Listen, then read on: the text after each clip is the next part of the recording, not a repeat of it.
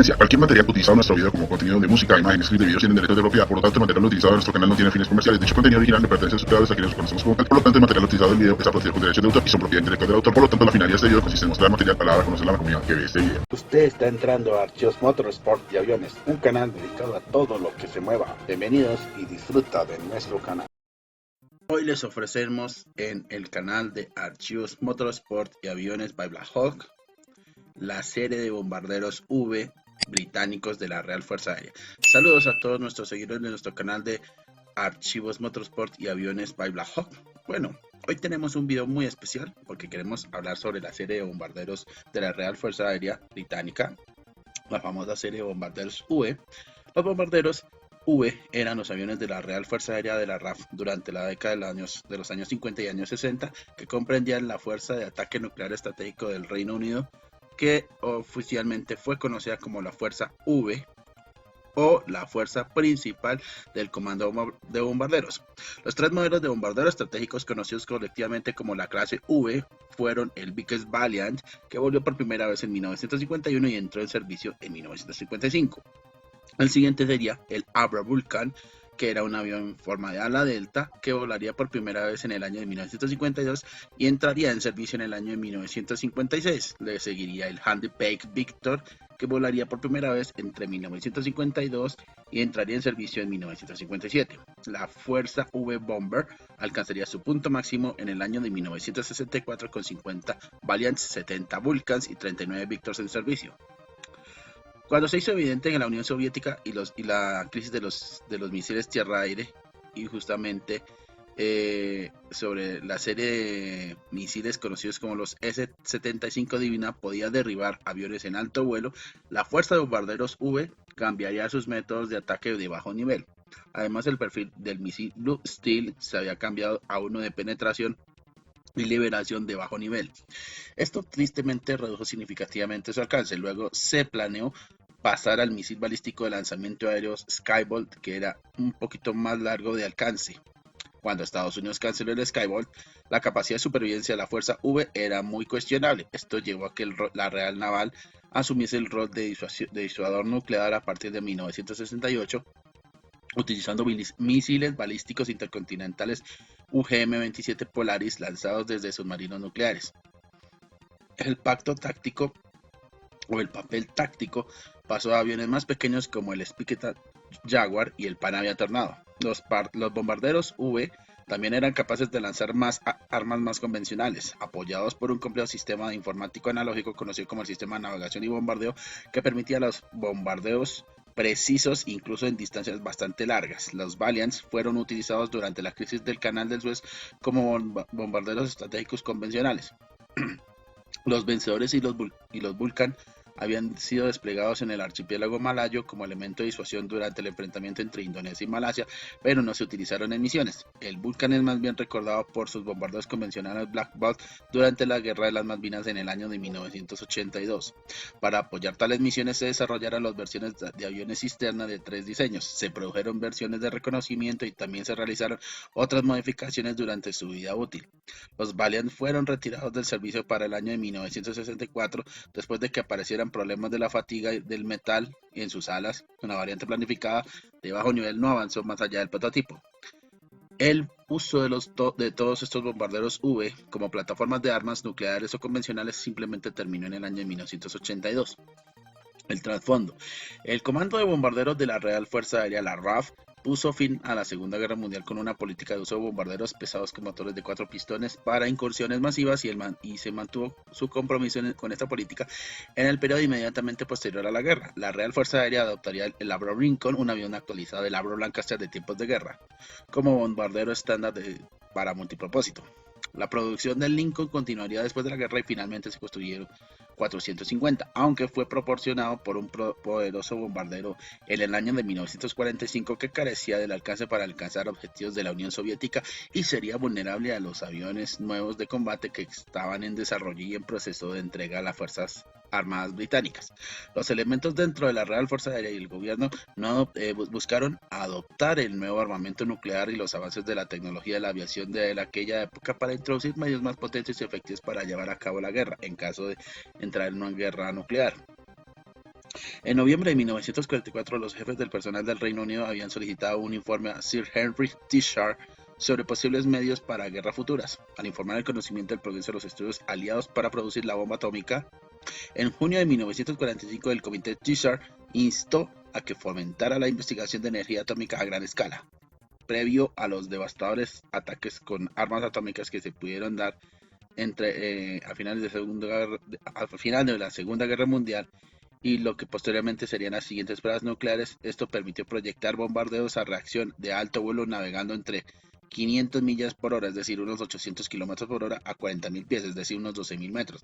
Se pensó que estos agresores potenciales podrían verse disuadidos por el conocimiento de que Gran Bretaña tomaría represalias con armas atómicas si llegaba a ser atacada. Incluso en ese momento hubo quienes pudieron ver que los misiles guiados eventualmente harían vulnerables a tales aviones.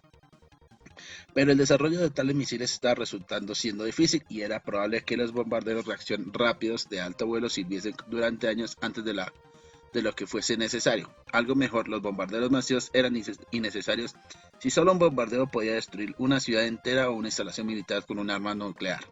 Tendría que ser un gran bombardero, ya que la primera generación de armas nucleares era grande y pesada. Un bombardero tan grande y avanzado sería caro por unidad, ya que se produciría en pequeñas cantidades.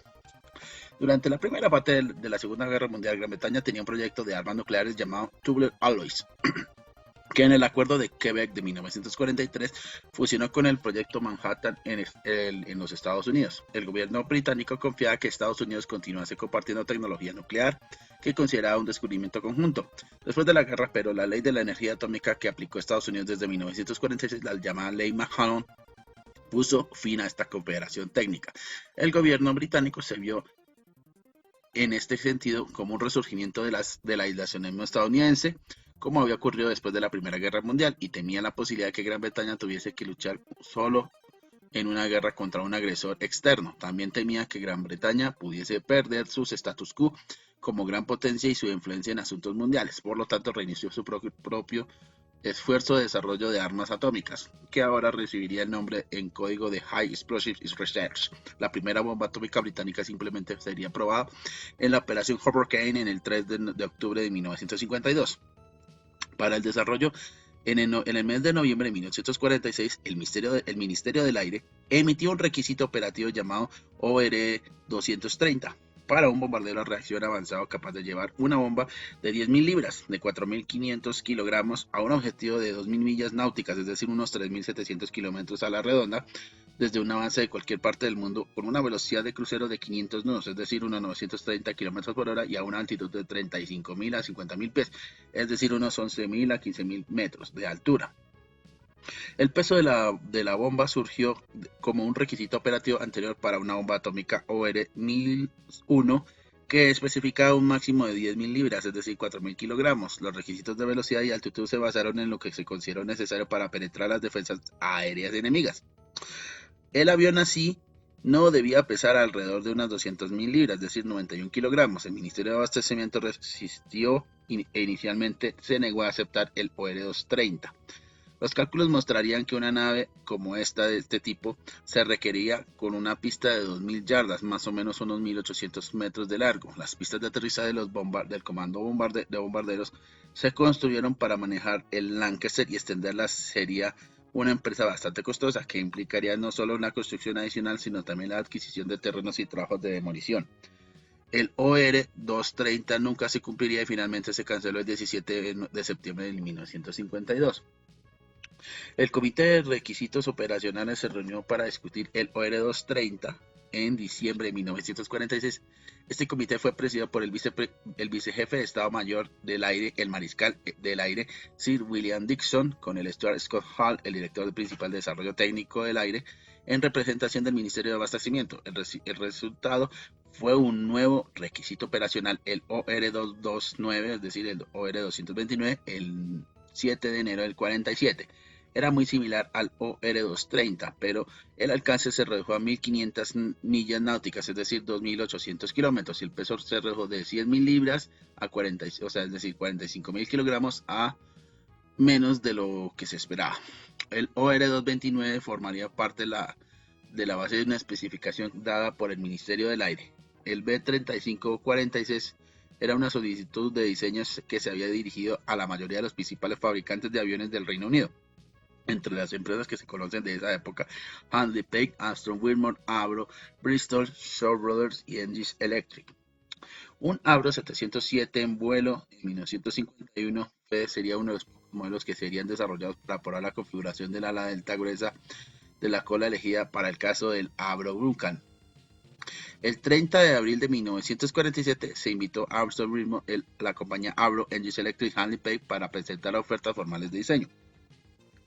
Celebró una conferencia de diseño de licitación el 28 de julio de 1947 y se decidió encargar el diseño presentado por Avro junto con un pequeño modelo volador para probar el diseño de su ala delta. La conferencia también decidió investigar el concepto de la creciente demanda como un seguro contra el fracaso si el diseño de ala delta era favorecida.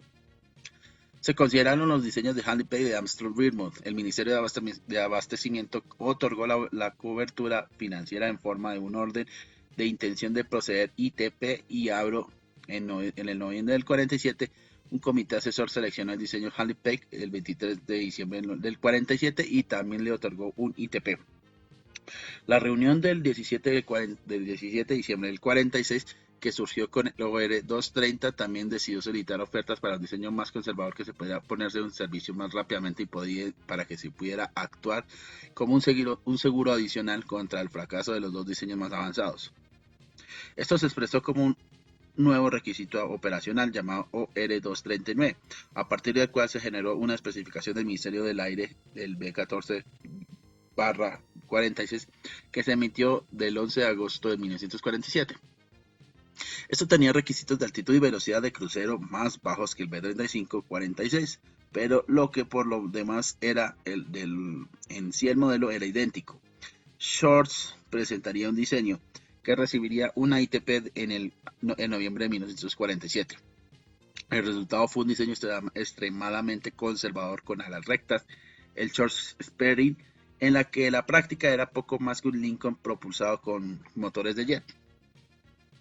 Mientras tanto, Vickers Armstrong había producido un diseño de ala en flecha, el Vickers 660. Este había sido rechazado porque no cumplía las especificaciones B-35-46, pero el desempeño estimado del Sperry hizo que los funcionarios del Ministerio del Aire volvieran a mirar. Se elaboraría una nueva especificación, el B9/48, basada en el diseño del Vickers Armstrong. Se emitiría el 19 de julio del 48 y luego se le entregaría un ITP a Vickers Armstrong en abril de 1948, siendo seguido por un contrato para 2 prototipos en febrero del 49, mientras que Shorts solo obtuvo un contrato para 2 prototipos en febrero del 49. El primer prototipo Vickers 660 voló el 18 de mayo de 1951, 3 meses antes de que el primer prototipo de Sperry, que voló por primera vez el 10 de agosto de 1951, ya no sería necesario. El Sperry sería terminantemente cancelado. Solamente se habían construido 2 prototipos. Vickers Armstrong nombraría a su avión el Vickers Valiant. Hasta ahora los bombarderos habían recibido el nombre de ciudades británicas o de la Commonwealth, pero en octubre de 1952 el Ministerio del Aire decidió adoptar nombres aliterados y otros diseños se convirtieron en Avro Vulcan, el Handley Page Victor. De ahora en adelante los 3 serían conocidos como los bombarderos de la serie V. Aunque es más caro que el enfoque de construir un diseño de bombardero por categoría, la Real Fuerza Aérea insistió en tener opciones. El mariscal en jefe del aire, Sir John Sleasor, creía que la Fuerza Aérea se hubiera visto obligada a elegir entre los 3 bombarderos británicos en desarrollo a finales de la década de los años 30, como el Avro Manchester, el Short Stirling y Handley Page Halifax. Habría equivocado este tipo de elecciones. Como medida provisional, los británicos anunciaron para el 27 de enero de 1950 que habían recordado adquirir los bombarderos Boeing B-29 Super Fortaleza de los Estados Unidos de forma gratuita en virtud de la Ley de Asistencia de Defensa Mutua estadounidense aprobada recientemente. Esto permitió que el Ministerio del Aire abandonase el desarrollo de Sperry. El B-29 sirvió en la RAF bajo el nombre de Washington B-1. La Real Fuerza Aérea recibió su primer Washington el 22 de marzo de 1950 y el 77º se entregó para el mes de junio de 1952. Al igual que el Lincoln, era un avión de motor a pistón, aunque tenía el alcance para llegar a la Unión Soviética desde la base británica Sin embargo, no tenía la capacidad nuclear. La Real Fuerza Aérea planeó usarlos como contrabases de bombarderos soviéticos. Los llamados Washington británicos sufrieron problemas de mantenimiento debido a la falta de repuestos, y la mayoría fueron devueltos a los Estados Unidos entre julio de 1953 y julio de 1954. 4 permanecieron en servicio hasta 1958. Su papel fue asumido por el nuevo bombardero English Electric Canberra propulsado a chorro. Servicio, primera generación. Bueno, se conoce para el año de 1957 ya existían los 3 Vulcanes en vuelo. Esto debido a que cuando las primeras bombas atómicas del Danubio Sur, o sea el Blue Steel, fueron entregadas a la Escuela de Armamento de Comando de Bombarderos Estratégicos de la Real Fuerza Aérea en Wittering para el 7 y el 11 de noviembre de 1953, la Real Fuerza Aérea Británica no tenía bombarderos capaces de transportarlos. Sir William Penny señaló a la RAF que la RAF ha manejado aviones durante mucho tiempo y puede volar Valiants tan pronto como salen en la línea de producción, pero la Real Fuerza Aérea aún no había manejado armas atómicas. Por lo tanto, debía llevar algunas bombas de la RAF lo antes posible para que el manejo y el servicio pudiesen practicarse y resolver por completo. El Canberra y el Valiant recibieron el estatus de super prioridad el 13 de marzo de 1952 y en diciembre los Vulcan y los Victor también lo habían recibido. El Valiant entró en producción como el primer bombardero V en 1955. El Valiant entró en servicio en febrero de aquel año. El Vulcan, asimismo, entró en mayo del 56 y el Victor en noviembre del 57. Se formaría la unidad de conversión operacional número 232 de la Real Fuerza Aérea Gaydon en junio de 1955 y comenzaría el entrenamiento de la tripulación. El primer escuadrón Valiant, el escuadrón 138, se formó en la Real Fuerza Aérea en la base aérea Gaydon en enero de 1955, seguido por el escuadrón 543, que se formó en la Real Fuerza Aérea en la base Gaydon del 1 de junio de 1955, antes de trasladarse a la base de la RAF de Washington. Se establecieron 2 bases Valiant adicionales por la propia RAF en la base Marman y la base de la RAF de Hornington de 1956, y se formarían 6 escuadrones más en rápida sucesión: el escuadrón 214 de la Real Fuerza Aérea en Marman en marzo, el escuadrón 207 de la RAF en Marman también, y el escuadrón número 49 de la RAF en Wittering en mayo, el escuadrón 148 de la RAF de Marman en julio, el escuadrón número 7 en Horrington en noviembre y el escuadrón 90 de Horrington de la RAF en el año de 1957. Los Vulcan XA-895 serían asignados a la unidad de conversión operacional número 230 de la Real Fuerza Aérea en la base Waddington en enero de 1957. Y comenzó el entrenamiento de la tripulación de los Vulcan. El primer escuadrón Vulcan, el escuadrón número 83, se formó en la base de Washington de la RAF en mayo del 57. Inicialmente utilizaría aviones prestados de la unidad de conversión operacional número 230 hasta que recibió su primer Vulcan, el XA-905, el día 10 del 11 de julio de 1957. Le seguiría el número 101 de dicho escuadrón, que se formó en la base de Finley de la RAF el 15 de octubre del 57. Un tercer escuadrón Vulcan, el número 617, se formó el 1 de mayo de 1958 en la base de Scranton de la RAF. La misma base de donde fueron lanzados sería la que llevó a cabo las incursiones de Downster en mayo del 43. La unidad de conversión operacional número 232 recibió su primer Victor Page el 29 de noviembre de 1957. El primer escuadrón Victor operativo fue el escuadrón número 10 de la Real Fuerza Aérea, que recibió su primer Victor el 9 de abril del 58 y se formó el 15 de abril. Esto fue seguido por el escuadrón número 15, que se formó el 1 de septiembre de 1958, y el escuadrón 57, que se formó el 1 de enero de 1959. La Fuerza Aérea de Ataque Nuclear del Reino Unido entonces se conocería oficialmente como la Fuerza V o Fuerza de Ataque Principal. Activos de la Fuerza V finales del 58 serían el Escuadrón 7 de la RAF de Hornington con los Valiant B1, el 10º de la base Cornerstone, el 15 de la misma base, utilizando justamente ambos el Victor B1, de Finley el Escuadrón 18, el 49 de Wittering, el 83 de Waddington y el 90 de Hornington, cuyas bases seguirían también utilizando el Valiant B1 y tan solo con Waddington con el Vulcan B1. Asimismo, los escuadrones 101, 138, 148, el 207, el 214, 543, el 617 de las bases Feeling, Wittering, Markham y Whiton y Scranton usarían el Valiant y el Vulcan B-1. Para la segunda generación, el desarrollo de los aviones de combate efectivos en defensas y antimisiles aéreas prometía hacer que la disuasión nuclear lanzada por los bombarderos que se vuelan a grandes altitudes fuese cada vez más ineficaz. Sin embargo, esto hacía que los bombarderos V fuesen lo suficientemente rápidos como para evitar que fuesen problemáticos. Los motores mejorados ofrecían la posibilidad de permitirles volar más alto, dado que los cazas Mikoyan y Gurevich de los llamados MiG-19 que habían entrado en servicio en la Unión Soviética tenían un techo aproximado de 17.899 metros. Un bombardero V podía evitarlos volando a más de 60.000 pies, es decir, 18.000 metros. El 25 de febrero de 1956 se encargaron 2 docenas de un nuevo modelo del Vulcan, el B-2, con motores Bristol Olympus 201 de 17.000 IBF, es decir, unos 76 kilonewton, en una envergadura ligeramente mayor y nuevos sistemas eléctricos y electrónicos.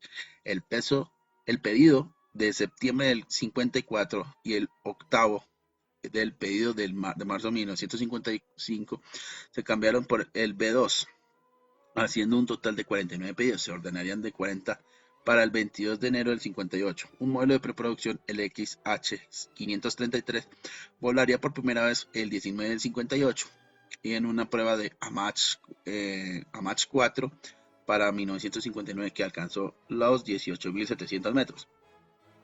Las alas y los nuevos motores también aumentaron de alcance, de 250 a 300 millas, es decir, 400 a 480 kilómetros. La segunda producción del B-2 LXH558 se entregó a la unidad de conversión operacional número 230 el 1 de julio de 1960. Cuando se recibieron los Vulcan B-2, los B-1 se retiraron del servicio y se actualizaron al estándar B-1A mediante la instalación de electrónicas mejoradas. La mayor parte de ese trabajo fue realizado por la compañía Armstrong Whitmore. Se hicieron modificaciones al B-1 de 1959. Estas incluirían la adición de una sonda de reabastecimiento de combustible en vuelo, un nuevo equipo de contramedidas electrónicas SM, radar de advertencia de cola, bordes de ataque inclinados, una cabina de presión reforzada. Esta versión modificada se conoce como el Victor B-1A. También se programaría una versión mejorada del Victor con el motor Armstrong Series Zephyr 9, una versión mejorada del Zephyr 7 en el Victor B-1. Sin embargo, el desarrollo de la Zephyr 9 sería cancelado por el Ministerio de Abastecimiento en febrero del 56 y una mejora del menor del Zafiro 7 en marzo de 1953 aumentó un empujo de 11.000 IBF, es decir, unos 49 kilonewton, por lo que se decidió enviar 25 de los siguientes modelos del lote de producción de los 33 Victors pedidos en mayo del 55 con el Zephyr 7. Los 8 restantes junto a 18 Victors más de los que fueron pedidos en enero del 56 se construyeron como Victor B2 con motores Rolls-Royce Conway RCO-11 que proporcionaban 17.250 IBF, es decir, 76,7 kilonewton. Los nuevos motores Conway requirieron tomas agrandadas rediseñadas para proporcionar el mayor flujo de aire requerido, y la envergadura se extendió de 110 a 120 pies, o sea, unos 34 o 37 metros.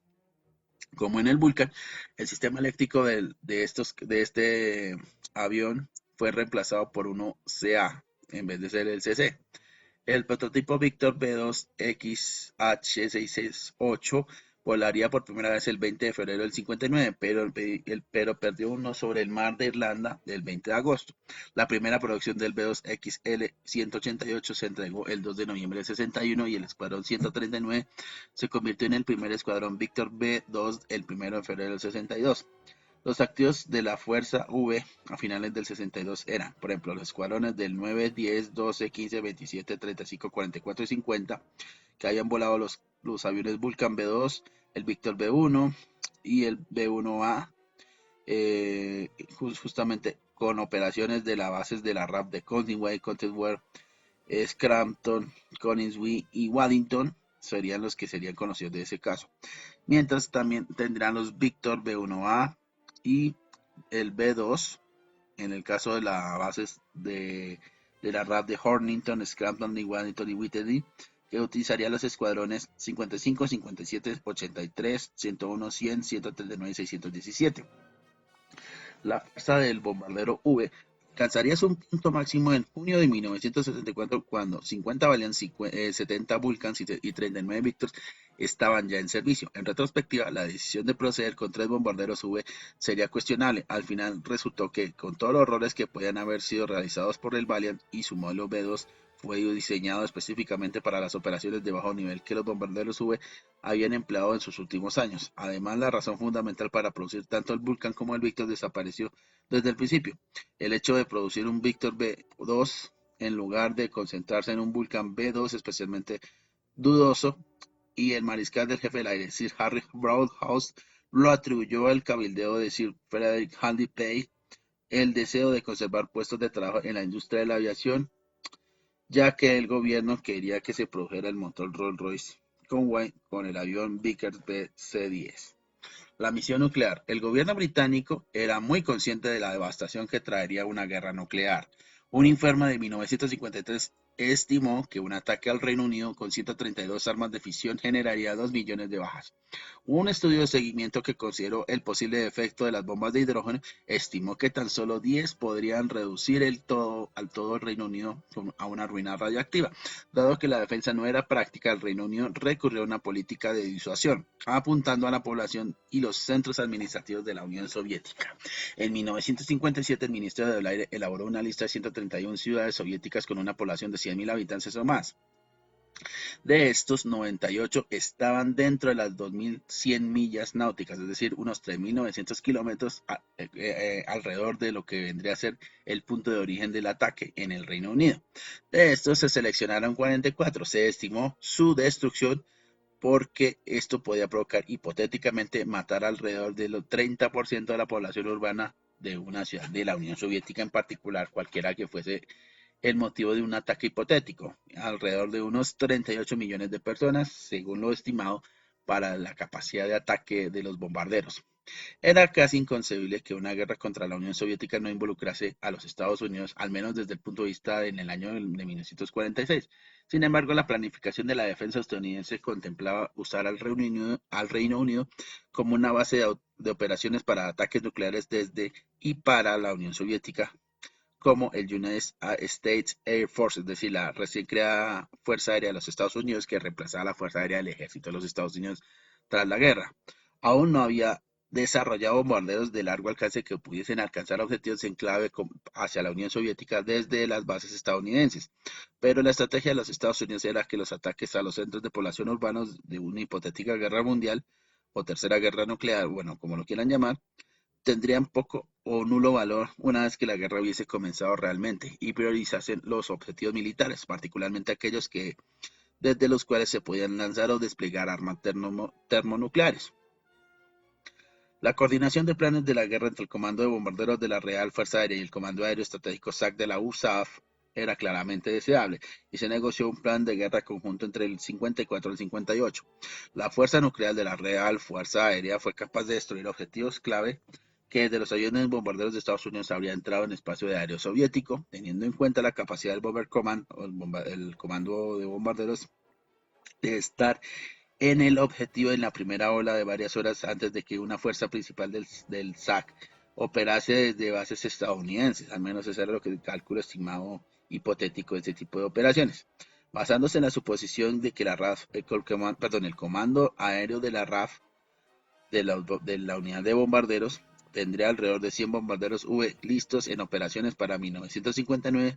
El acuerdo entre el SAC y la Real Fuerza Aérea asignaría 106 objetivos al Reino Unido para 69 ciudades en caso de ataque, 17 bases de aviación de largo alcance y 20 sitios de defensa aérea. Los ataques en las instalaciones de defensa sería para despejar el camino de los ataques aéreos para que siguiesen con oleadas de bombarderos del SAC. El plan se utilizaría y se actualizaría anualmente. A medida que mejorasen las capacidades soviéticas, se pondría más en énfasis en atacar aeródromos y bases de misiles, que es quizás el objetivo común de este tipo de guerras nucleares planteadas tras la Segunda Guerra Mundial. Pruebas nucleares. Entre los bombarderos que lograron hacer pruebas nucleares se encontraría el Valiant de la compañía Vickers B1XD818 de la RAF, como el que se encuentra en el Museo Cosco. Estas unidades especiales de los Valiant número 1321 Flight se formó en la RAF en la base de Wittering el 3 de agosto del 54. Esto llevaría a cabo pruebas de prueba balística con bombas de práctica Blue Danube. Se convertiría en el vuelo C del Escuadrón 138 en el mes de marzo del 56 y el Escuadrón 49 del 1 de mayo del 56. Los Valiant WZ-366 y 367 volaron luego a Maralinga, Australia del Sur, para la Operación Búfalo. El Valiant B-1 WZ-366 del Escuadrón 40, del número 49 se convirtió en el primer avión de la Real Fuerza Aérea en lanzar una bomba atómica operativa cuando realizó una caída de prueba en el Danubio, de un Danubio Zulu, usado un Blue Steel de 3 kilotones con capacidad inferior en Maralinga el 11 de octubre del 56. La bomba aterrizaría a unas 100.000 yardas, es decir, a unos 91 metros de su caída al lado del lugar destinado, más o menos unos 55 metros antes del objetivo para poder ser detonada. El piloto líder del escuadrón era Edwin Flagwell y el apuntador de la bomba era el teniente en vuelo Eric Stacy, y ambos recibieron una cruz de la Fuerza Aérea por su comitiva participación en dichosa prueba especial. El 15 de mayo de 1957, el Valiant B-1 XD-818, pilotado por el comandante Kenneth Howard, lanzaría la primera bomba de hidrógeno británica sobre el Pacífico, la Short Granite, como parte de la Operación Grapple. El escuadrón número 49 fue seleccionado para lanzar armas reales y estaba equipado con bales específicamente modificados para cumplir con estos requisitos científicos de las pruebas y otras medidas de precaución para proteger contra el calor y la radiación. La prueba fue un gran parte de fracaso, ya que el reconocimiento medido fue menos de un tercio del máximo esperado y el dispositivo no logró una explosión termonuclear como se estaba esperando. La primera bomba de hidrógeno británica que sí detonó realmente con las especificaciones planeadas por la RAF fue el Grapple X Round A, lanzada el 8 de noviembre del 57. La serie de pruebas Grapple continuaría en 1958 y la bomba Grapple Y explotaría en abril del 58 con 10 veces el rendimiento de la original. Granito Corto sería el nombre de esa bomba. Las pruebas finalmente se determinaron en noviembre del 58 cuando el gobierno británico decidió suspender las pruebas atmosféricas. El proyecto E. A medida que aumentó la producción de los bombarderos V, el número de bombarderos superó el número de armas nucleares británicas disponibles. Gran Bretaña tenía solo 10 bombas nucleares para 1955, ya tenía 14 para 1956. Para compensar la diferencia, las armas nucleares de Estados Unidos se obtuvieron a través del proyecto E. Dado que estaban bajo custodia estadounidense, no estaban disponibles para que la RAF las utilizase como parte de la disuasión nuclear nacional independiente del Reino Unido. Solo las armas de propiedad británica podían utilizarse para tal propósito. El Vulcan y el Victor estaban armados con bombas de fabricación británica llamadas Blue Danube, Red Bear, Violet Club y las Yellow Sun de versiones Mark I y Mark II. Modificaciones del proyecto E y Valiant comenzaron a que la RAF, o en este caso la RAE de la base Farnborough, entrarían en desarrollo y obviamente su utilización para febrero de 1956. El entrenamiento de la tripulación se había llevado a cabo con instructores estadounidenses en la base RAF de Boscombe Down. Obviamente, por ejemplo, con una bomba nuclear británica Yellowstone, se otorgarían a los aviones Valiant XD-818 de la RAF como la que se encuentra en el Museo Cosworth. La fuerza de bombarderos V prevista se había reducido a 144 aviones, ya que se planeó equiparla a la mitad de ellos con armas del proyecto E. Los primeros 28 Valiant fueron modificados en octubre del 57. 27 Valiant restantes junto con 24 Vulcans estaban listos en cualquier momento de ataque o defensa en el mes de febrero de 1959. Según el memorando del entendimiento del proyecto, el personal estadounidense tenía la custodia de las armas. Esto significaba que realizaban todas las tareas relacionadas con su almacenamiento, mantenimiento y preparación. Si bien las armas estaban dotadas de las que están en las mismas bases de los donde se encontraban los bombarderos, se almacenaron en áreas de almacenamiento seguro llamadas SSA, a las que no se les permitió ingresar el personal británico. Por lo tanto, era imposible almacenar bombas británicas y estadounidenses juntas en el mismo SSA. El Comando de Bombarderos Sur lo hizo que designasen a la base de la RAF en Markham, a la base de Waddington y obviamente Hornington como las bases designadas para las SSA estadounidenses. Otros 3 silos tenían a las SSA británicas. La custodia estadounidense creó problemas operativos. El procedimiento para entregar las armas agregaría 10 minutos adicionales al tiempo de reacción de los bombarderos, y el requisito de que el personal estadounidense tuviese la tutela de las armas en todo momento significaría que ni ellos ni los bombarderos podían ser reubicados en aeródromos de dispersión como la RAF había tanto deseado. Inicialmente se suministraron 72 bombas nucleares Mark V para los bombarderos V. Tuvieron un rendimiento hasta de 100 kilotoneladas de TNT, es decir, unos 420 terajulios. El exitoso desarrollo británico de la bomba de hidrógeno y un clima de relaciones internacionales favorables causado por la crisis del Sputnik llevaron a la ley de energía atómica de los Estados Unidos fuese enmendada nuevamente en el 58, lo que resultó en la tan buscada reanudación de la relación especial nuclear entre Gran Bretaña y Estados Unidos en la forma de acuerdo de defensa mutua entre Estados Unidos y el Reino Unido desde 1958. Estados Unidos acordaría ahora suministrar a los bombarderos V con armas de megatones en lugar de las Mark V en forma de bombas nucleares Mark XV y Mark 39. El Tesoro preguntó de inmediato si esto significaba que el programa británico de bombas de megatones podía terminarse. La respuesta fue que no. Las restricciones operativas impuestas por el proyecto E otorgaron efectivamente al gobierno de Estados Unidos sobre un veto de la mitad de las bombas para disuasión nuclear de los propios británicos. Con suficientes bombas británicas a la mano, las cuestiones operativas y el concepto de disuasión nuclear independientemente pasaron a un primer plano. El Consejo Aéreo decidió que el 7 de julio de 1960 que las armas del proyecto E se eliminarían gradualmente en diciembre del 62, momento en el que se anticipó que habría suficientes armas de megatones para equipar a toda la Fuerza Aérea de bombarderos estratégicos. Las armas del proyecto E fueron reemplazadas con bombas británicas Yellowstone de la RAF, o sea de la RAF, en la base Hornington el 1 de julio de 1961 y en Waddington el 30 de marzo del 62. Los problemas encontrados en el desarrollo de la bomba Red Bear significaron que el reemplazo de las armas kilotoneladas tomaría más tiempo. Los Valiants con base en el Reino Unido en Hornington y Whitley serían retiradas en abril y octubre del 62 y los últimos Valiants se retiraron de la fuerza de los bombarderos V en julio del 65.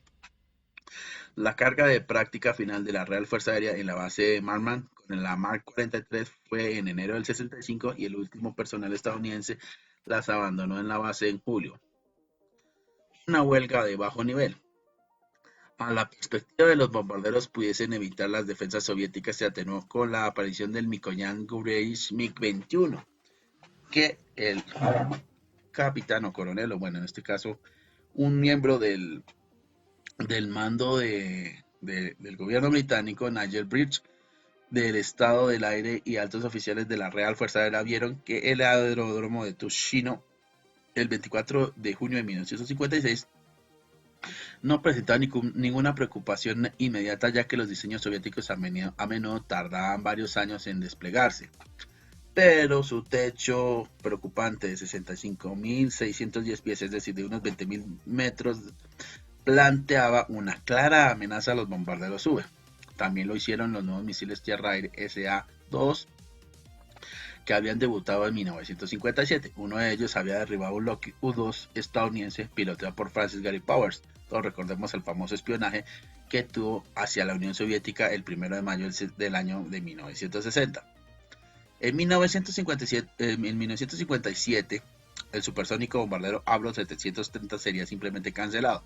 Esto liberó fondos para el programa de misiles Blue Strike, pero también fue cancelado el 24 de febrero de 1960. Para extender la efectividad y la vida operativa de los bombarderos V, un requisito operacional del OR-1132 había emitido el 3 de septiembre de 1954 para un misil de separación lanzado desde el aire y propulsado por cohetes con un alcance de 100 millas náuticas para un unas 190 kilómetros alrededor desde el punto de lanzamiento, que podía ser lanzado desde un bombardero V. Esto convirtió a este misil el famoso Blue Steel o acero de azul. El Ministerio de Abastecimiento firmó un contrato de desarrollo del Avro en marzo de 1956 y este entraría en servicio en diciembre del 62. Un ejemplo que también vamos a encontrar en este momento fue que se había anticipado que incluso con el Blue Steel las defensas aéreas de la Unión Soviética pronto se mejorarían en la contramedida en que los bombarderos V pudiesen tener dificultades para atacar objetivos y hubo llamados para el desarrollo del Blue Steel Mark II. Un alcance un poquito menos de 60 millas náuticas, es decir, alrededor de unos 1100 kilómetros.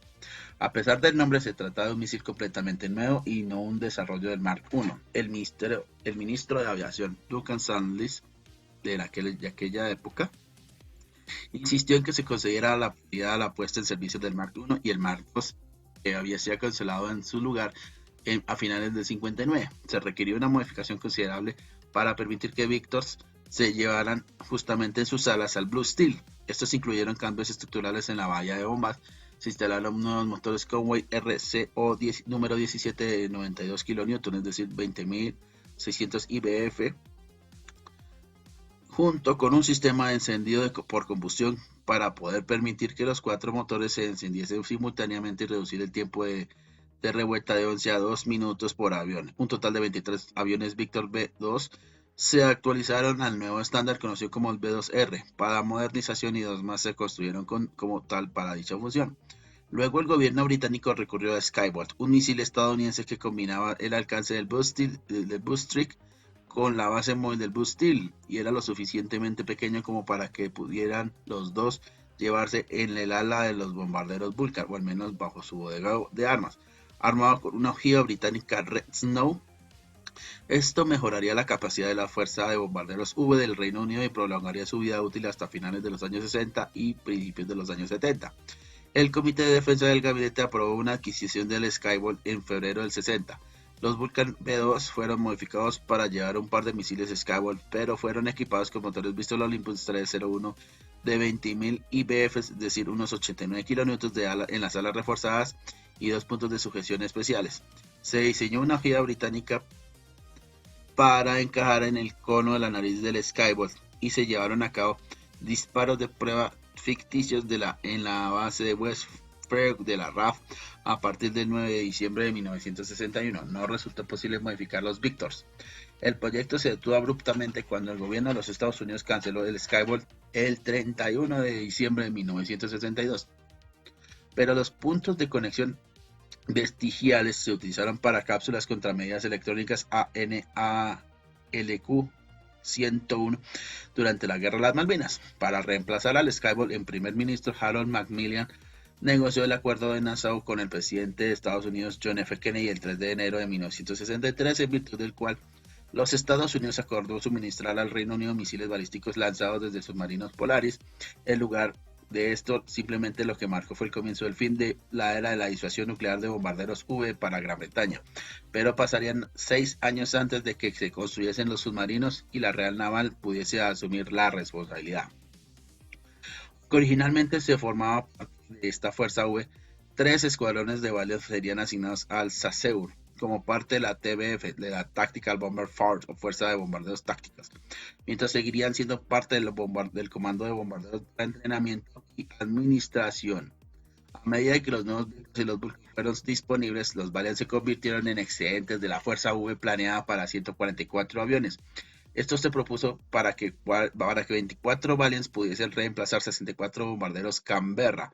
Esto representó una reducción numérica en la fuerza disponible del Chasseur, pero una mejora en la capacidad debido a que esta tenía una capacidad de ataque en todo clima. Para el caso de los Valiant, la decisión fue tomada por el Consejo del Aire para el 15 de mayo de 1958. El primer escuadrón asignado fue el Escuadrón 207 del 1 de enero de 1960. Le siguió el Escuadrón número 49 el 1 de julio y el 148 el 3 de julio. El Escuadrón número 49 se trasladó a la base Marmande de la RAF para que estos 3 escuadrones se concentrasen allí. Cada uno de ellos estaba equipado con 2 bombas nucleares Mark 28 proporcionados por el Proyecto E. Los tres escuadrones TBF eventualmente se convirtieron en los únicos escuadrones de bombarderos Valiant, ya que todos los demás fueron disueltos o convertidos en aviones cisterna o en funciones de reconocimiento estratégico. Adoptaron la alerta de reacción rápida del SASEUR, bajo el cual se hicieron arreglos para 3 aviones armados que estuviesen siempre listos para despegar en 15 minutos o en cualquier momento que se les requiera. También fueron los primeros bombarderos V en adoptar un papel de ataque de bajo nivel, con su pintura blanca reemplazada por el camuflaje verde.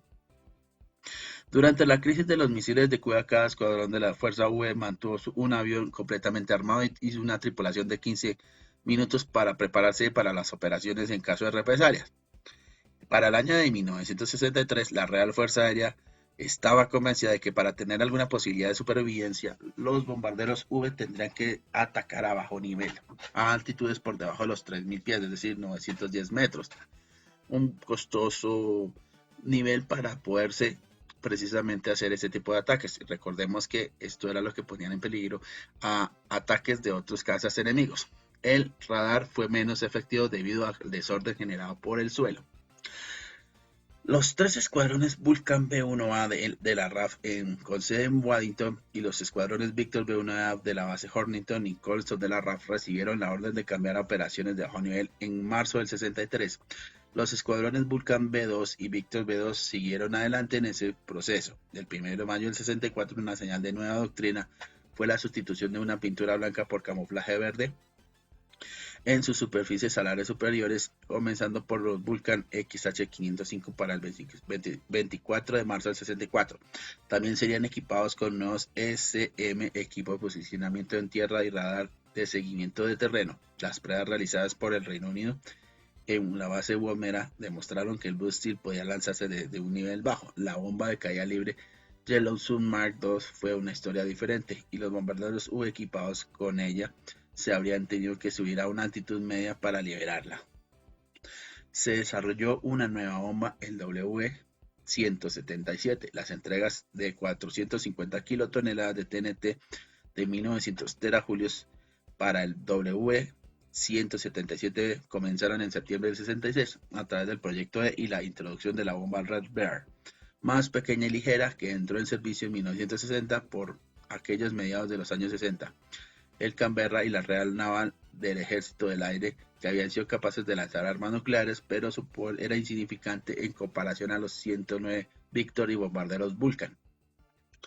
Los bombarderos V fueron relevados formalmente de su papel como liberadores de la disuasión nuclear estratégica del Reino Unido, que pasó oficialmente a los submarinos de misiles balísticos Polaris de la Real Naval para el mero de julio del 69. La última operación del Blue Steel realizó el 21 de diciembre de 1970.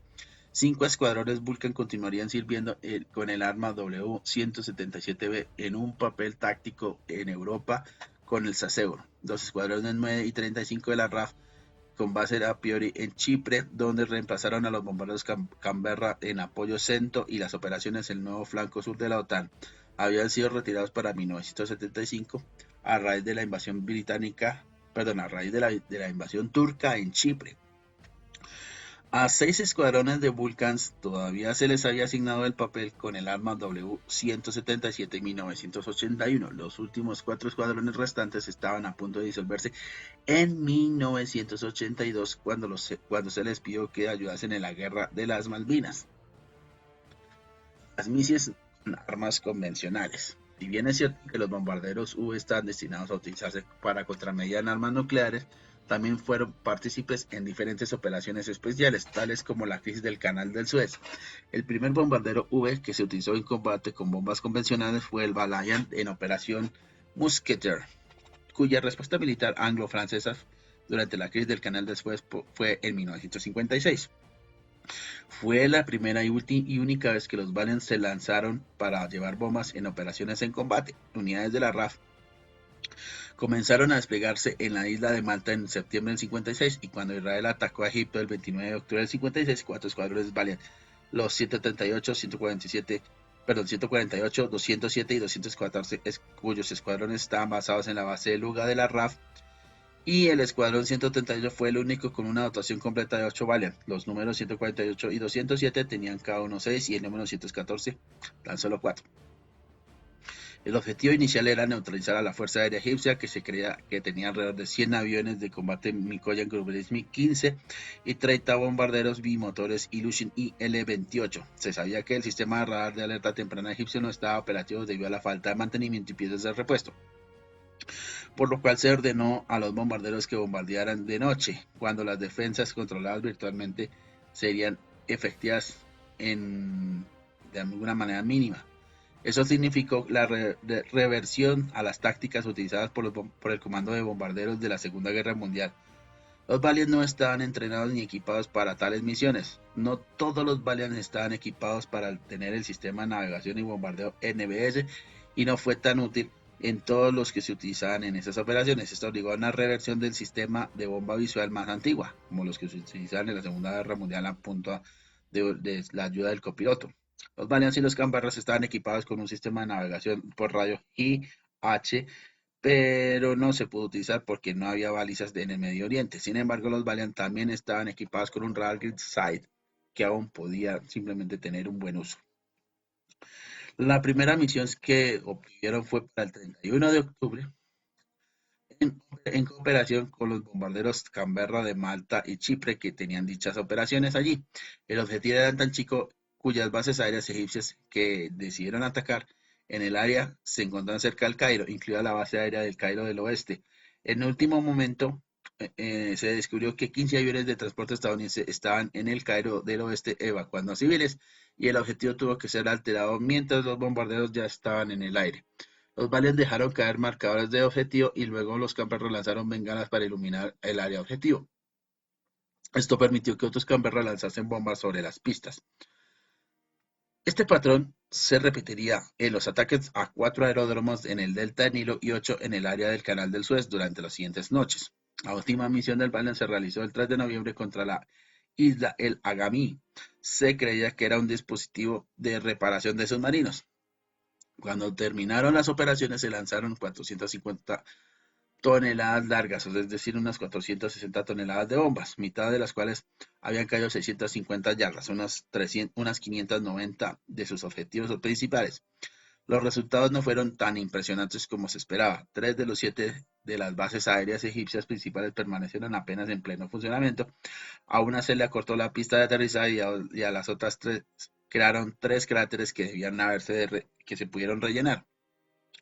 La única base que estaba completamente fuera de servicio fue la del Cairo del Oeste, y solo debido a las demoliciones egipcias por consiguientes que se dieron a continuación. Operaciones en el Lejano Oriente.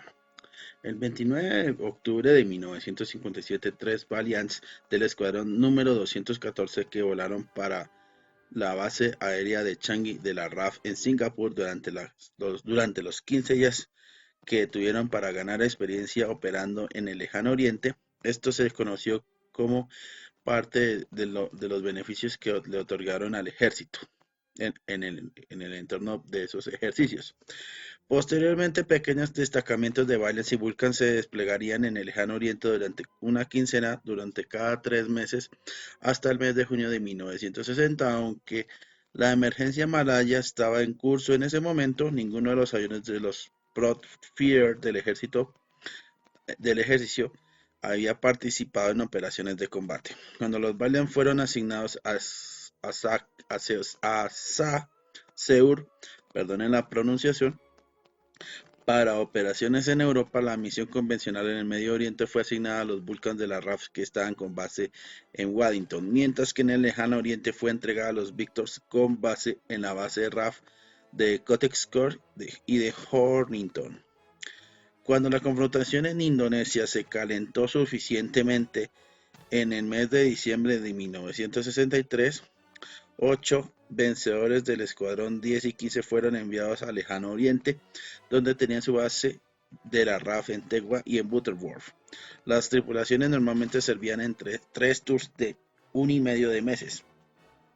El escuadrón número 10 se disolvió en 1964 en el mes de marzo y el escuadrón número 15 en octubre. El escuadrón número 12B lo reemplazaría el RAAF con base en Butterworth a partir de octubre. Los Vulcan fueron llamados al Reino Unido en diciembre de 1964 mientras que la responsabilidad del lejano oriente recayó en los destacamientos temporales de los Vulcan de los escuadrones 9, 12 y 35 hasta 16 aviones por periodos cortos.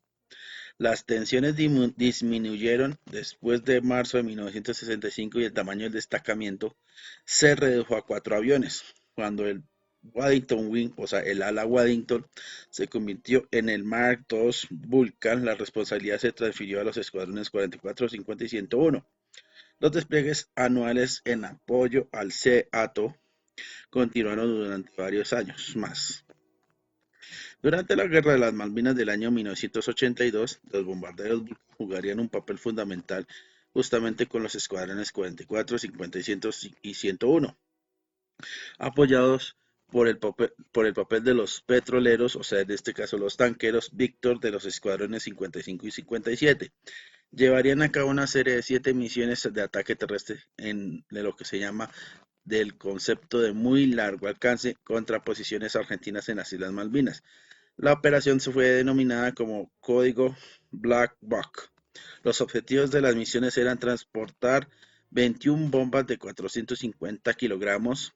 El Vulcan requería 3 juegos de portabombas, cada uno de los cuales contenía 7 bombas. Su liberación fue controlada en un panel en la estación del navegador que coincidió con 90 vías que monitoreaba las conexiones eléctricas de la bomba y se decía que proporcionaba 90 secuencias diferentes para lanzar bombas. Ninguno de los Vulcan de la RAF de la base Waddington estaban equipados con bastidores de bombas ni con el dispositivo de 90 vías. Una búsqueda en los vertederos de los suministros de Waddington y la base de RAF de Scranton habían localizado estos elementos, por lo que habían sido vendidos a un depósito de chatarra en Newport-on-Trent y terminaron por recuperarlos allí. Encontrando suficientes bombas también resultó difícil y solo se pudieron encontrar 167 y algunos habían lanzado unas cajas de bombas en lugar de los preferibles mecanizados. El entrenamiento de las tripulaciones en bombardeo convencional y reabastecimiento en vuelo se llevó a cabo entre el 14 al 17 de abril de 1982. Las incursiones a casi más de 6.800 millas náuticas, es decir, unos 12.600 kilómetros a la redonda, y 15 horas de viaje para el regreso, las incursiones de bombardeo de mayor alcance de la historia en ese momento que se le habían dado a ese tipo de aviones. Las incursiones del Black Buck se realizaron desde la RAF en la base de Ascensión, en la isla de Ascensión, cerca del ecuador terrestre. Los Vulcans carecían del alcance para volar hasta las Malvinas sin repostar en las adecuadas ocasiones que se necesitaba, es decir, varias veces. Al igual que los mismos aviones cisterna Víctor convertidos, ¿no? Por lo que también tuvieron que repostar en vuelo al mismo tiempo. Se necesitaron al menos 11 camiones cisterna para los dos Vulcan. Gran esfuerzo logístico, ya que esto representó para esos aviones porque tenían que utilizar una misma pista de aterrizaje.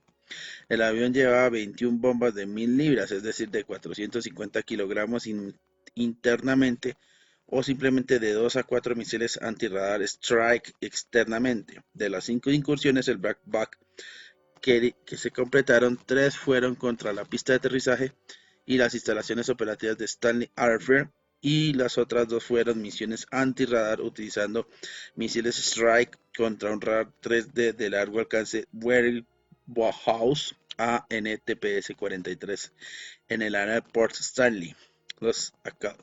Los acaudones golpearían 2 de los radares secundarios de control de fuego menos valiosos y rápidamente reemplazables, causando daños menores. Con la retirada de los Valiant en el mes de julio de 1964, se descubrió que un Valiant de número el Escuadrón 543, denominado WZ-394, que estaba en un despliegue de Rhodesia, en la actual África, había tenido ocasionalmente grietas en el larguero del alerón trasero y fue transportado de regreso al Reino Unido para reparaciones. Al mes siguiente, otro Valiant de la unidad de conversión de la operación número 1232 con la placa WP-217 sufrió una falla en el larguero durante un ejercicio de entrenamiento en Gales. Se revisaron toda la flota de Valiants y se encontró que muchos tenían grietas significativas en los largueros del ala. Aquellos se consideraron que tenían poco o ningún daño fueron autorizados a volar, pero con una restricción temporal a una velocidad máxima de 250 nudos, es decir, a una velocidad de 460 kilómetros por hora, con una carga máxima de 0,5 a 4,9 metros sobre segundo al cuadrado y un ángulo de inclinación máximo de 30 grados. Cuando los Vickers comenzaron sus reparaciones, se descubrió que el daño era más severo de lo que se pensaba y toda la flota que quedó se dejó en tierra para el 9 de diciembre de 1964. Por lo tanto, se decidió retirar del servicio. Al principio se pensó que el cambio a vuelos a Bajcota era la causa, pero también se encontraron las grietas de los Valiants que estaban en servicio como aviones cisterna y aquellos que eran de reconocimiento estratégico y no habían volado siquiera a bajo nivel. La sospecha recayó entonces sobre la aleación de aluminio que había sido utilizada. En el caso del DTD 683, un Valiant con matrícula XD816 permaneció en servicio como avión de prueba después de haber sido reconvertido. Aviones de reconocimiento contra medidas electrónicas. Los Valiant también siguieron un plan de reconocimiento fotográfico con el Escuadrón 543 que había comenzado a partir de su funcionamiento en la mitad de 1955. Al menos 7 Valiants fueron configurados para el rol de SM, sirviendo en el escuadrón número 199 desde el 30 de septiembre de 1957. Estos aviones finalmente fueron equipados con transmisores de interferencia APT-16A y ALT-7, interferencias de puros y una especie de sistema que parece una especie de una alfombra en el aire. Receptores de olfateo, o sea, detección APR4 y APR9 y dispensadores de paja. Después de que los Valiant fueron castigados, o sea, después de que de alguna manera habían sido retirados el calendario para el desarrollo de una versión de reconocimiento fotográfico para el Victor, se le conoció como el SR2, que permitió que se acelerara la producción. Luego habría un prototipo conocido con la matrícula XL165, voló por primera vez el 23 de febrero de 1965 y el primer avión XL230 se entregó al escuadrón número 543 el 18 de mayo de 1965.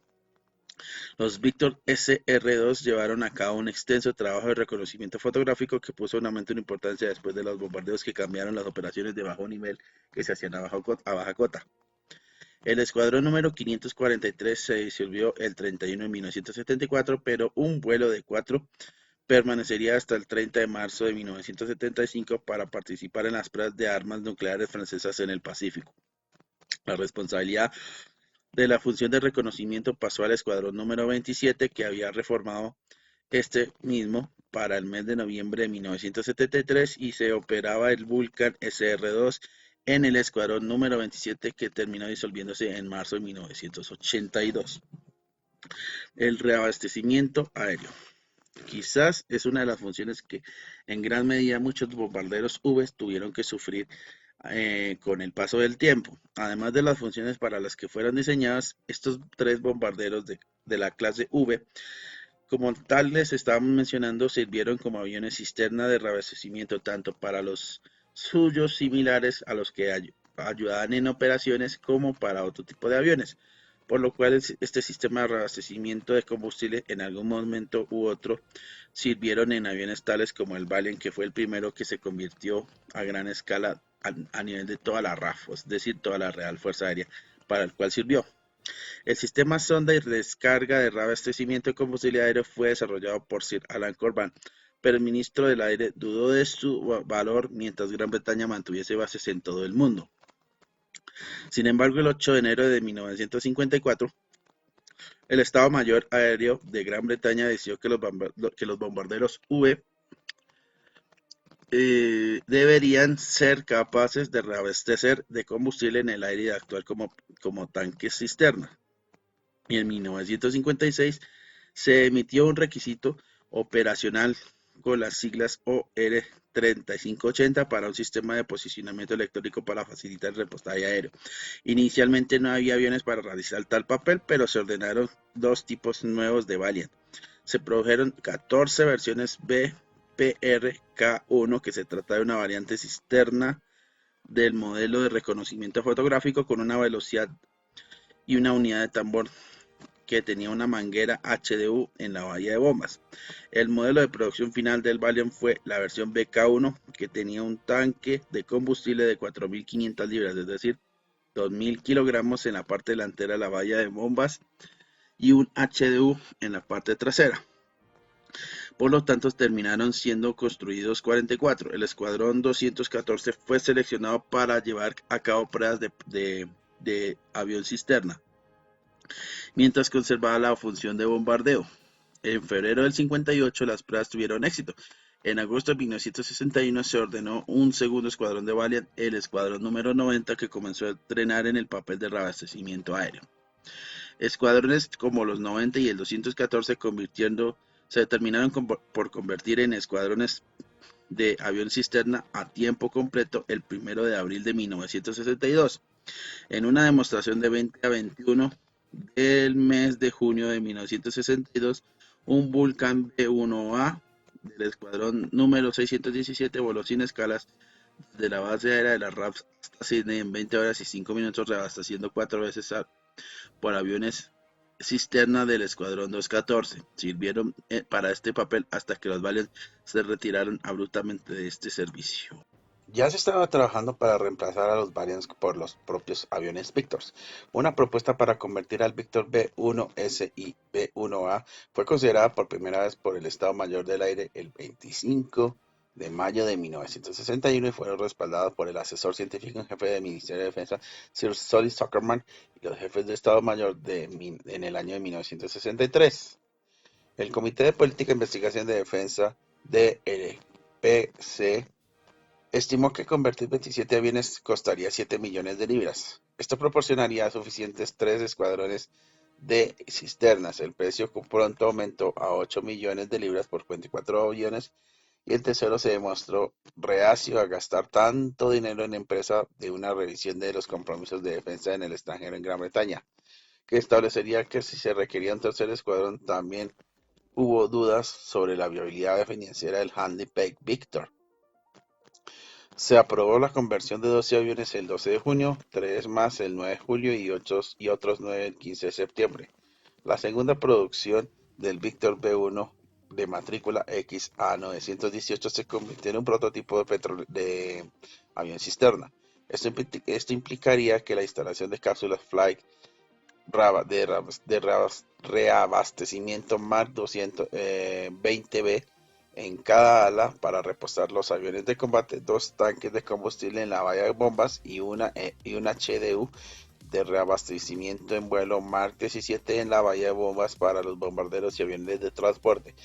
La puesta en tierra de los aviones cisterna Valiant inyectó algo de urgencia a la situación, ya que la Real Fuerza Aérea perdió su capacidad de reabastecimiento de combustibles. 6 tanqueros Victor K-1A fueron encargados al escuadrón número 55 de la Real Fuerza Aérea, con base en Mannheim, en mayo y junio del 65, pero estos no fueron conversiones completas, ya que solo tenían las cápsulas de reabastecimiento de combustible debajo de cada ala y conservaron su capacidad de bombardeo. Cuando los petroleros Victor estuvieron disponibles, se formó un segundo escuadrón de aviones cisterna, el escuadrón número 57 de la RAF, con sede en Marman. Justamente el 14 de febrero de 1966 se agregaría un tercer escuadrón de aviones para el mes de el 1 de julio del 66, cuando se volvió a formar el escuadrón 214. Los últimos escuadrones de bombarderos Victor, junto a los escuadrones 100 y 39, se disolvieron el 1 de octubre y el 31 de diciembre de 1968 respectivamente.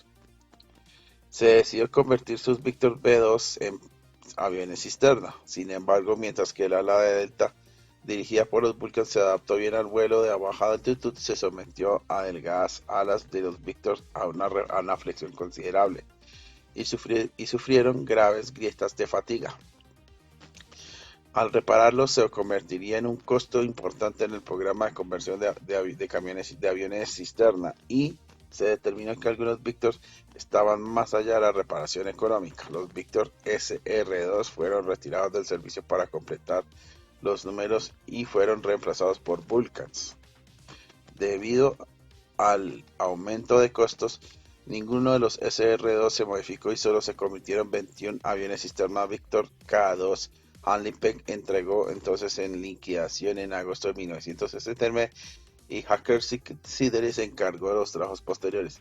El primer avión cisterna Victor K-2 se realizó el primer vuelo el 1 de marzo del 72. El escuadrón número 55 se comenzó a reequiparse con el Victor K-2 el 1 de julio del 75, seguido por el escuadrón 57 el 7 de junio del 76.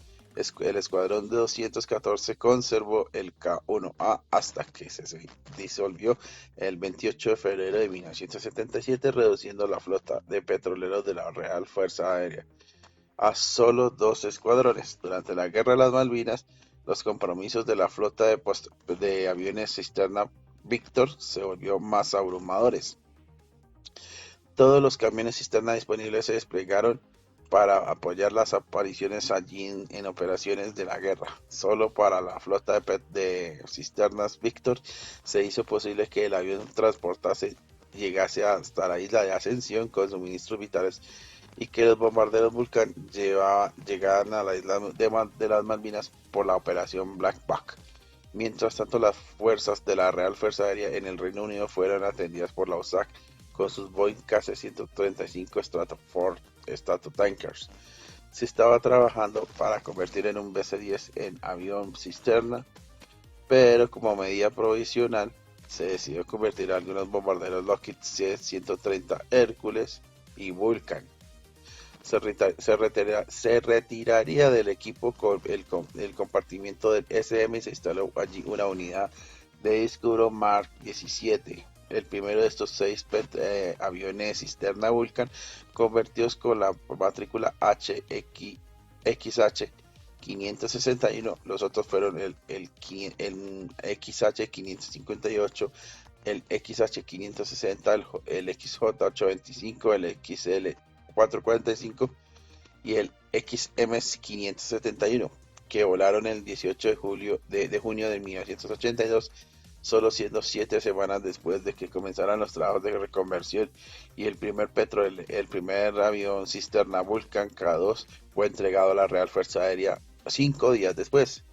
Los HDU utilizados fueron destinados al programa de conversión del BC-10, por lo que cuando se completaron, los HDU se eliminaron de los Vulcans, comenzando con el Vulcan XJ825 el 4 de mayo de 1983.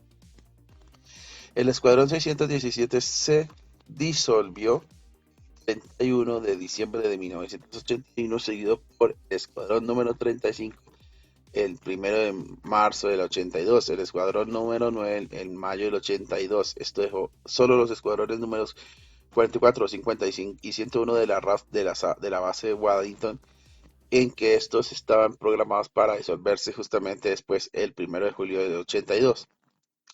Con su misión nuclear táctica pasando a los Panamá Tornado, la guerra de las Malvinas cuando intervinieron, les proporcionó un respiro temporal a los aviones. El Escuadrón 101 se disolvió el 4 de agosto del 82, el 44 el 21 de diciembre del 82.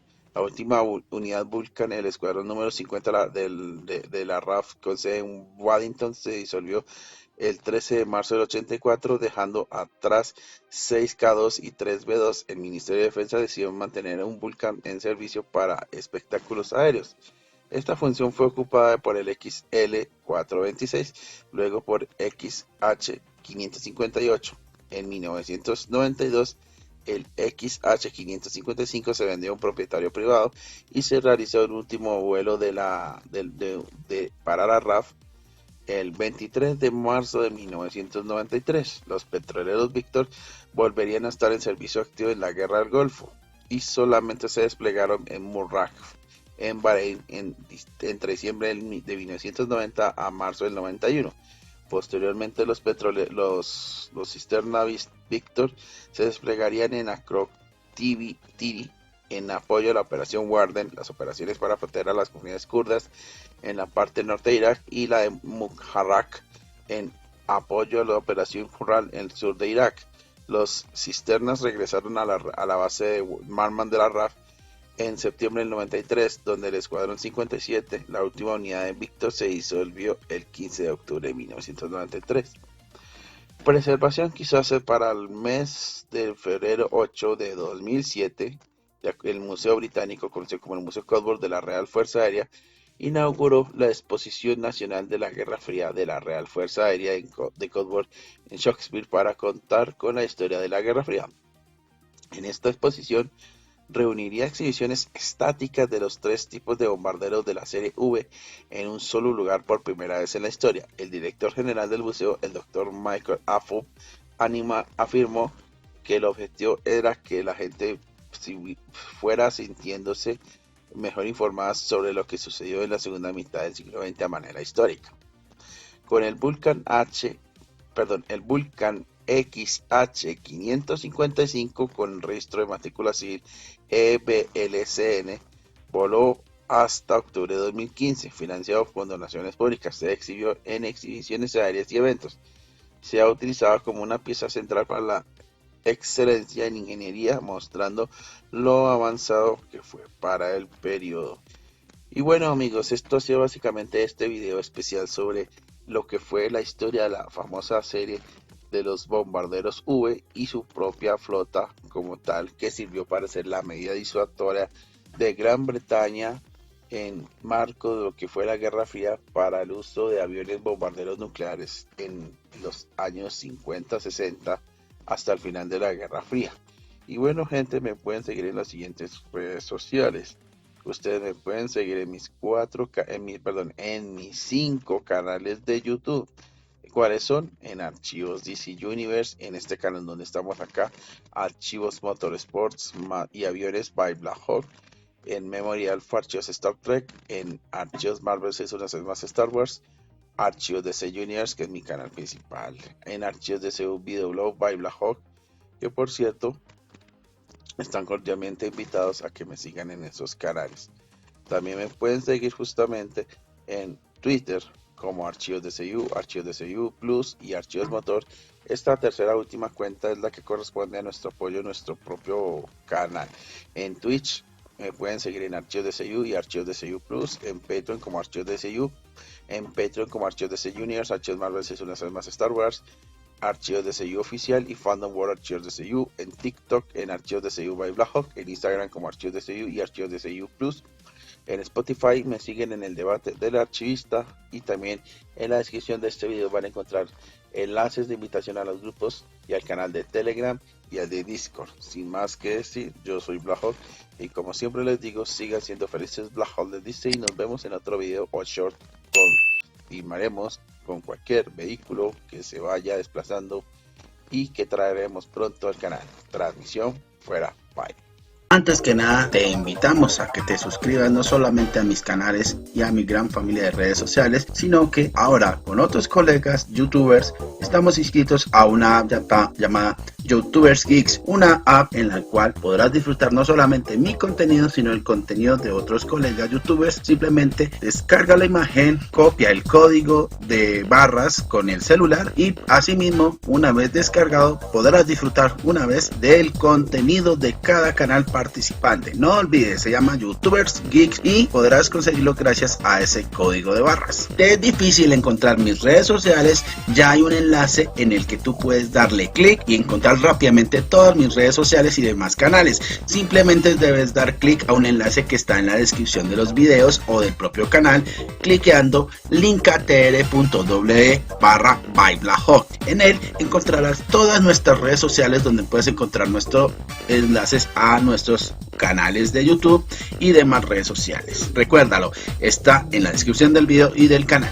Y bien, mis amigos, ya me pueden seguir en mis siguientes redes sociales. Por ejemplo, en Facebook me pueden encontrar como Archivos DC Universe, Archivos Marvel 616 más Star Wars, by Black Hawk, Archivos DCU y Fandom World Archivos DCU. En Twitter, Instagram y Patreon y Twitch me pueden encontrar como Archivos DCU, o también me pueden encontrar en las cuentas secundarias de las mismas redes sociales como Archivos DCU Plus. En mi cuenta de Twitter también me encuentran otra red social de de mi quinto canal como Archivos Motor. Asimismo, mi podcast de Spotify conocido como El Debate del Archivista, donde empleamos debates de la cultura pop y del motor. También me pueden encontrar en mis canales de YouTube como Archivos DC Junior, dedicado al universo DC en general, sobre series, cómics, películas y reseñas de personajes. También en Archivos Marvel Seasons más Star Wars, que va de la misma temática pero sobre el universo Marvel y Star Wars.